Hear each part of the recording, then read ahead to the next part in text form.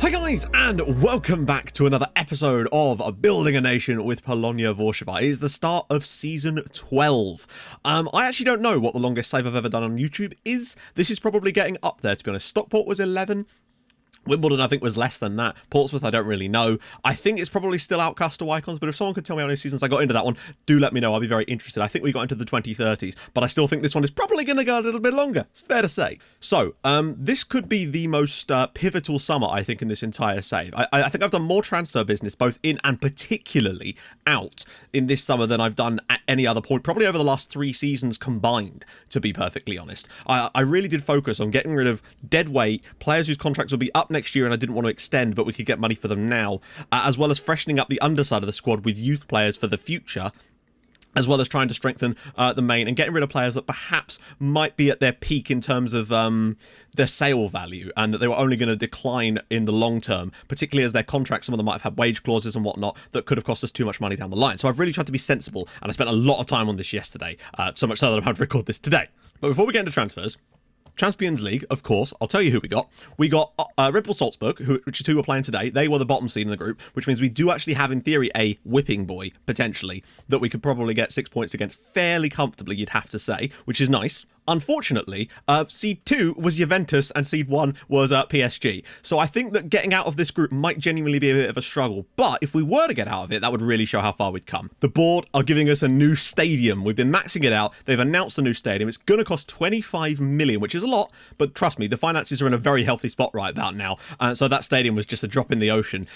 It's obviously going to have a name. It's just called something nonsense right now. But we'll do the whole thing once we've got it up and running, where we get to name it, and I'll change it in the XML files or whatever. So if you've got any ideas for what the name of the brand new stadium should be, like a serious name for what the stadium should actually be, do let me know in the comments. I'll be very interested in that. And I also got offered the Juventus and Bayern jobs, so big time now. And as our reputation has definitely improved this summer, we've definitely been able to fish in a different pond and also have a bit more sway over players actually wanting to leave, because there's less clubs that they're willing to go to, which has been mighty useful, except for one for some reason. Board upgraded the youth again. Zviggy got his first ever goal for Poland, which was very, very nice. Carballo got a couple more as well. 2 of our affiliate clubs, Motor and Scrap, both got promoted to the top flight, which means we've lost both of them as affiliate clubs, but it is really nice to see Motor finally up there in the top flight. We've given them some players. And finally, Nicholas Pauls has left the club that we sold him to like less than a year ago and has gone to Man United for like nearly £9 million. And as a result of the deal, we got £3.5 million back from literally doing nothing. That is why I put those clauses in, because later down the line, somewhere around, we're going to make some money from it. And that deal literally funded like 3 players for me. So super, super happy with that. Now, as I said, there have been some players left.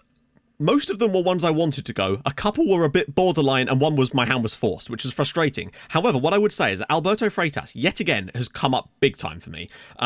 He firstly hasn't wanted to leave at all, despite big offers from elsewhere, and he is our big player. And I think it's because he's got high loyalty and he loves the club. I don't know what it is, but he's so good for this, and he's our captain. But not only that, virtually any time a player did want to leave, I would send Freitas to talk to them, and 9 times out of 10, they would immediately back down. He is keeping this squad together like glue, and I love him. So we're going to talk about outs first, and there have been a buttload of them. I'm going to go through all the ones that kind of matter, so loans with fees, and outs, because there's been a fair number of actual transfers out. And I want to explain a little bit about my thinking on some of them, because I think it is important to explain. And you'll see what I mean when I bring the others in. Haldor Christian Vidtharsson has gone out to Fulham on loan for the season, but he's gone out for free in terms of the loan. They're paying his wages, but because his contract's up at the end of the year, and I didn't feel like he's probably going to get a renewal because he'll want quite decent money, there's a mandatory £2.5 million transfer fee at the end of the loan deal. So I was prepared to give them with no extra money for the actual course of the loan, but they are paying us £2.5 million at the end of the season, and Haldor Christian Vidtharsson will be moving to Fulham for £2.5 million. Some nice money in the bank there. Jorge Gomez has gone to Groningen for the season. They're paying his wages plus £100,000 a month. Militic again has gone out for another season. He's one of these players that I just don't think he's ever going to quite be good enough to get much of a game time in the midfield for us, but he is worth decent money. And he's gone out to Celta Vigo for a season. They're paying us £250,000 a month to have Militic on loan there. It's even more, I think, than West Ham were paying us last season, and that's for a full season. So that should earn us a couple of £1 million, really. It's crazy. Herman Carballo has also gone out, this time to Paris FC. They're paying nearly all of his wages, I think 80% of it. So like £18,000 a week, because he's on big money, whilst getting he's got 7 caps for Poland now. I love it. Kokada has gone out to Toulouse. They're paying his wages plus 64 grand a month. I don't know what they were thinking, but they were prepared to pay us that amount, so we will take it. Next up is the first of the big money outs. Edwin Palacios has left to go to Werder Bremen for £5.5 million.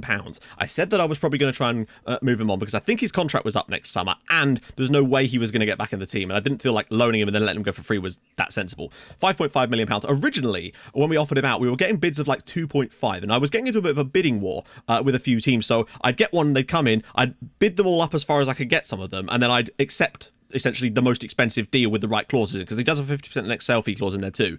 And then what would happen is, while that was accepted, you'd often come back in and you get a load more teams would come in, and sometimes they'd outbid the previous one. So I then just move it around a little bit and go with the highest one again. And eventually we got them up to £5.5 million. And I think that is a really solid piece of business for a guy who, you know, was not going to be with us next year. He's got a huge value at Bremen. We've got big clauses in his deal as well. I think this is going to earn us more money down the line. Really happy. We've done this a couple of times. We did the exact same thing with Jairo Patino in his move to Sevilla, which in the end cost him £6 million. Now, originally we had no real offers for him, so I kept moving the asking price down and down and down. But eventually Leicester came in just with a big old £5.5 million. Like, right, that'll do. Bite their bloody hand if I don't want to risk not getting this deal done. Because again, contract up next summer. He was on big money and I didn't want to extend the deal, so we made the deal. But then last minute Sevilla came in and bid 6. Lovely. Put a clause in it. There we go. Off it goes. £6 million to Sevilla. You can see that we've already made a decent amount of money just off of these guys alone. Then Milos Nikolic has left and gone to Nakbreda for a season for £60,000 a month of a loan deal. Again, he's barely played for us at all. In fact, I don't think he's played for us at all, but we've made so much money off the loaning of him. And now a slightly sadder story. Ernesto Peralta has left. This was the one I could not really do much about. Usually, we only really got bids for him from South American sides. And generally, he'd either want to leave a little bit but then be talked around, or he's normally all right. European sides weren't generally interested, but then Werder Bremen came in, and usually, I chose to sell Palacios to Bremen. He didn't actually I must go. Peralta kicked up a massive fuss about going to Bremen, and I don't really know why. But in the end, I really couldn't do much about it. So in the end, I think it was 8.75 million is the deal for him to go to Bremen. Don't worry, I have signed other right wingers, so it's not the end of the world, and I already had one in at this point, so I was prepared to make the deal because he has a wage rise clause that next season would have seen his wage go up to £68,000 a week, which is a lot for a player who really might have been starting to dip a little bit. He doesn't have the big games. He's a fairly inconsistent performer, and I felt like it was the right deal at the time. I mean, look at the money he's on. And for £8.75 million, plus a 50% of next sale fee clause again, I felt like the money was right for us, because I don't think we were ever going to get a chance to sell him for as much as that. Scott De Vos has also left. I can't remember I think we paid £17,000, and out of nowhere, Colin just came in with a bid of 2.7 million, and I was like, yeah, I think I'm going to take that. But it turns out it actually rises to 3.4 million. There was no 50% of next sale fee clause, unfortunately, because it was a non-negotiable offer, but I was like, there's no way I'm turning this down, because we paid nothing for this guy and he's never going to get in our team, so it made sense to move him on just to get some free money, basically. There have been a load of other younger Polish players I've left, sold to other Polish sides too. I don't have time to go through them all now, but trust me, there's loads of youngsters. Goretzky, the centre back, did really well for some teams in the second tier, has gone to Swansk and stuff like that, Kowalczyk and etc. One, however, that I will show is Attila Pinter, who's gone out to Lechia for the season. Sorry, not for the season, he's gone out permanently. £650,000, I think, in the end was the deal. He's done well for them. You can see that he's got 2 goals in 3 Champions League matches. And you know what that means? Yes! They got into the group stages, and they didn't even struggle to get into the group stages, to be perfectly honest. They beat Celtic comfortably in the first round, and then in the second round, they were even more comfortable. They beat, I think it was Spartak Moscow 5-2 to get through, and then they had the second leg of 1-1. So there's 6 goals past a Russian side to get through without just even a semblance of difficulty. So they're straight into the group stages. Tough group they've got, but that's the second year in a row that we've had 2 teams in the group stage, and that really is showing progress for me. Ha, you thought we were done. We're not. Ahmed Mufta's gone out on loan to Paris FC for the season, paying 40 grand a month of his wages as well. I really, really like this guy still. He's one of these players that I think is just going to have a really interesting career around Poland when he eventually comes back. And something I'm going to start looking at doing is actually signing players that I don't think have the biggest high potentials, but could be good for other Polish teams. And the only way to get them here is to bring them into the league, have them for a season, loan them out, and then eventually let them go into the pool of Polish players, and that seems to work quite nicely. So players that might have 4-star potential when my youth searches come through, and I think I'm going to start picking up some of those on the cheap to try and flood the Polish league with some extra talent, basically, because they could make money down the line too, and I think that's the best way to go about it. And now another out. This is only a loan for the season. Mark Stamler has gone to Sevilla on loan. Now you might look at that and go, why on earth? Because Aslan lost. Stamler, it was the second best guy you got there. There is a reason, trust me, and it's related to the title of this episode. Mark Stamler, we looked at him in the analysis and we decided that there wasn't much really there for us. So when Sevilla came in with a bid of to loan him for the season, I bit their bloody hand off, because they're willing to pay £300,000 a month to loan Mark Stamler and pay his entire wage of 32 grand a week. I also brought in Frederick Robin as a striker to come in and play with Zviggy on loan from PSG for the season. We're playing like 5 £1,000 a week, which isn't a great deal. Is that what we're... Yeah, sorry. So we're paying a bit more if we don't use him, and he hasn't played that much. He's only made substitute appearances so far, but it's just nice to have an option of someone like Robin. But this, ladies and gentlemen, is, I believe, the signing of the century. In terms of value, is my main point here. Now, he's a wingback, and we are retraining him here so he can play, but the fact is, look, he's got the perfect attributes for the wingback role. Now, what makes this guy the signing of the century isn't the fact that he's, like, really decent. He's very, very good. Crossing, dribbling, marking, passing, tackling. Like, literally everything I'd want about this guy is decent. What makes him the signing of the century is how much this guy cost. £70,000. 70 grand Petr Chabal cost us. I don't even know how this happened. He's 18. Well, he was 18 at the time. Came through the scout report, it said 96, and I thought, oh, fair enough, we've seen a few guys like this, but then I looked at the maximum asking price, or minimum, whatever it was, of £70,000, and the reason was because his contract was up. We probably could have gone for even less, but I just wanted to get this deal done before anyone else noticed him, because it had no clubs interested in him. And I don't know why. So I've got this guy, £70,000 he's cost us. Next up is Mateusz Saavedra. Someone tell me how to pronounce that surname. The double A diphthong thing gives me a bit of a cause for pause. Yeah, he was the guy that I'd already brought in, and the reason why I was able to let Peralta leave a bit, or not let him, but like I wasn't so bothered about the deal overall. Now, the one downside of this guy is his finishing isn't as good, but he has got solid composure, great first touch, crossing and dribbling for that right-hand side of the pitch. I still think this guy's got a lot to offer for us. He cost us £1.5 million from Vélez, which is another reason why, again, I thought the deal was pretty solid. He's got solid physicals, still only 20 years old, got decent potential. He's a consistent performer. There's a lot to like. And also, the deals in terms of his contract and for another player were very good for our budget, because the agent for both him and another guy I brought in really likes me, and as a result he took no fees in the contracts whatsoever, because he represents about 4 of our other players as well, a lot of the Argentinian lads basically. So there he is, Mateusz Saavedra. To add insult to injury, I also brought in Vadim Ivanov, a Russian guy that I spotted a few years ago. He's at PSG. We brought him on a loan for the season. We are playing 24 grand a week, but now we have 2 excellent quality right backs in that spot. We've got our new lad, Chabal, but we've also got Vadim Ivanov too, so I just couldn't really say no to the deal when it came up. He was rated as 100 by the scouts, and I can see why. Next up is Donny Waterberg, a young player who we brought in from Herenveen. I think 4.5 million is the deal in total. He, again, 10 finishing, solid. He's more of a one for the future on that left-hand side of things, because it was one of those ones where I don't think we needed him, but the deal was way too good for me to turn down at the time. I felt like we needed to do it because I felt like purely based on the money side of things, it would be a good deal for the long run. So he's come in, 4.5 million. He's already gone on loan to Utrecht, and they're paying us 160 grand a month for him for the season, which means that we're making back some of his transfer fee without him even actually touching the field for us yet. So that's definitely a good sign. Next up is Max Smith. This guy is was a bit of a panic buy, just to bring in some extra weight on that right-hand side. He's coming in from Liverpool for the season, not paying a huge amount of his, well, we're paying his whole wages, but it isn't that much. And probably the most important loan deal is Diego Ollaneda, who's coming from Bayern Munich. We're paying, how much are we paying? We're paying all of his wages, but 17 heading, 14 marking, 14 tackling. He's 6'6". He's got great physicals. He's basically the replacement to Lasse Bang, who, yeah, we couldn't get back, but we did get Aslan back for another season. I made that deal before I found the other guys. So we now have like 3-4 really high-quality right-backs. And the final signing of the summer is Hernan Triviero, who is an attacking midfielder. I know what you're thinking. You don't need any more of them. I know, but sometimes it's a case of they're available and we needed to make the deal. £6.5 million for this guy because he's a perfectionist personality as well. Great first touch. Amazing finishing ability of 15. There's a couple of things I want to get off of him, like long shots, potentially. Wait, no, he's not the one with the long shots. We're fine. I think this guy's really solid. £6.5 million was the deal, the most expensive one, I think, of the summer. But again, I feel like the sell-on value for this guy is immense down the line. First up, we were away at Legia. Goals for Juan Orozco, Jovanovic, Lisic grabbing a goal. Lisic's been excellent this year. Zvigawa got one, as did Frederick Robin off the bench. More of the same as we hosted newly promoted Motor, 2 goals for Jovanovic, 1 for Lisic, and a pair for Mateusz Zvigawa in this one. Orozco's been amazing this year. Then a slightly more off pace away at Pogon, but goals from Freitas and Blaise Lisic. Again, you might notice something about him. Then a slightly more scraped win against Zag, and there was Jovanovic again. He's hit the ground running like he did last season as well. Then it was GKS, goals for Lisic and Zvigawa in this one, no surprises. Then a 4-0 trouncing of second place Legia, goal from Zvigawa, 1 for Freitas, 2 more for Blaise Lisic. We did unfortunately get Chabal sent off in this one, bit annoying. Then a 2-0 victory away at Skra, then a goal for Freitas again, and a penalty from Zvigi.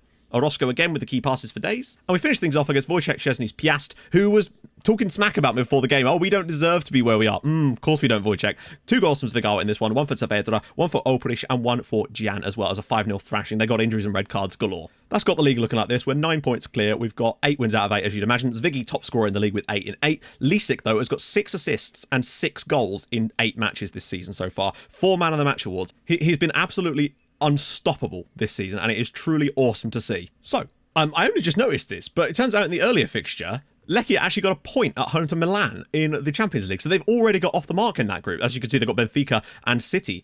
Maybe, I really do think that Poland has improved. The fact that we're taking points off of these teams, reasonably comfortably, it would seem. And Lech getting those 2 wins last season, I think there might actually genuinely be some hope for us. So Zviggy will obviously start there. Lisik has to start here. As for this middle part, I mean, literally, look at the amount of options we've got. It is glorious. Gorosito's played so well, though, so I think he deserves the start. Campagnaro here over Saavedra. Ooh. I'm going to start Saavedra just because Campagnaro is not quite fully fit. Orozco and Silva, that's fine. Ivanov, we're not going to start Ivanov. We're going to start Shebal. As you can see, Aslan is here, but he's not registered for the Champions League because we just didn't have time.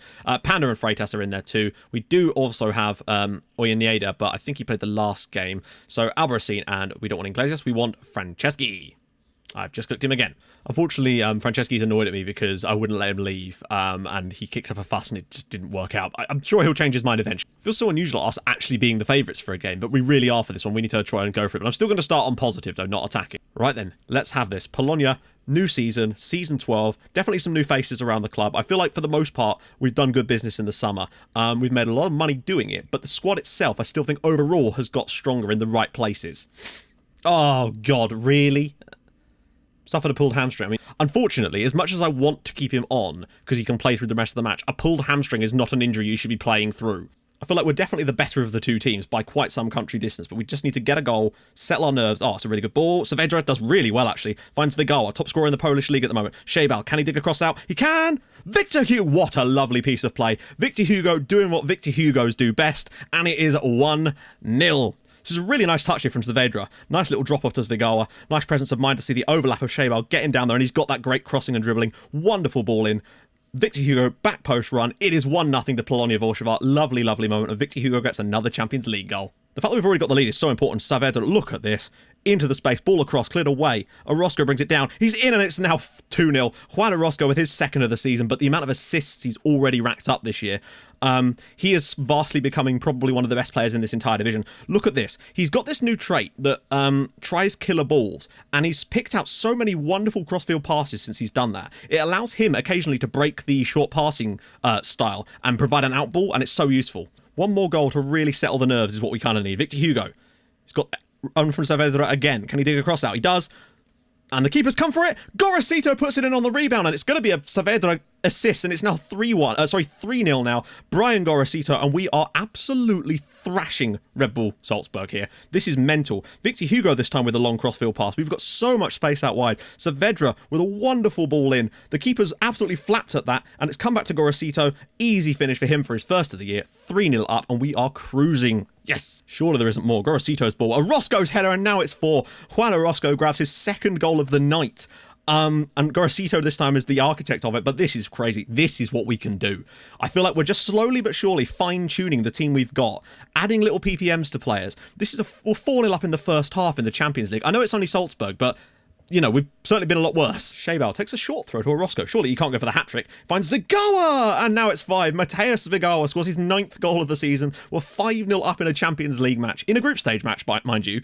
This is definitely a sign of progress. I know they're a slightly easier team to play against, but still, we're really showing a level of dominance we weren't showing before. Zwigawa with a lovely left-footed strike. Bash! 9th goal of the season for him. He just continues to impress me. PSG also 3 up now against Juventus. Gorosito, can he cut inside? Victor Hugo, can he cut inside? Orozco, it's 4! Oh my god. It's 6-0. Juan Orozco has grabbed himself a 3rd goal of the night, a hat-trick from a deep-lying playmaker. That is definitely probably going to be the only hat-trick of this lad's career, in all honesty. But what about that from Orozco? Lovely little touch from Gorosito. Victor Hugo picks it up, puts it across. There's Orozco. It's 6-0 in the Champions League. We're starting off quite well. Saavedra. Few seconds to go. It's probably going to finish the match. Yeah, and there it is. A 6-0 win in the Champions League. Huge victory. That's really a good way to start off this. Juan Orozco with a hat-trick. Round of applause for Juan Orozco. 6-0 against RB Salzburg. Sorry, Red Bull Salzburg. I always get the confusion. That is a huge, huge victory, and very much a good start to our Champions League campaign. We need to carry that on. And that is what we've got coming up for you in the next episode. We've got Juventus away and Paris Saint-Germain at home. I'm just going to go at them and see what we can come up with now. I feel like we've got what it takes to try and go toe-to-toe with these teams now.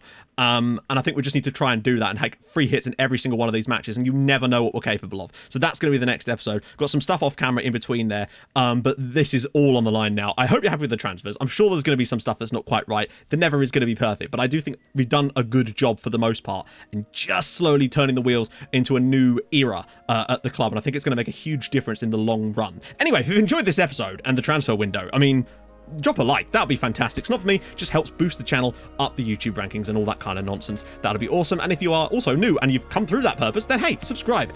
We don't always win 16th in the Champions League, but sometimes we do. And I'll join you guys in the next episode for probably, well, I mean, in all honesty, the next 2 episodes of those games against Juventus and PSG are going to be absolutely crucial as to see where we're actually going to finish in this group. It could be 12 points from those games. It could be 0. Who knows? Let me know how many points you think we're going to get from those games in the comments. I'll see you guys soon. Thanks so much for watching. Bye-bye.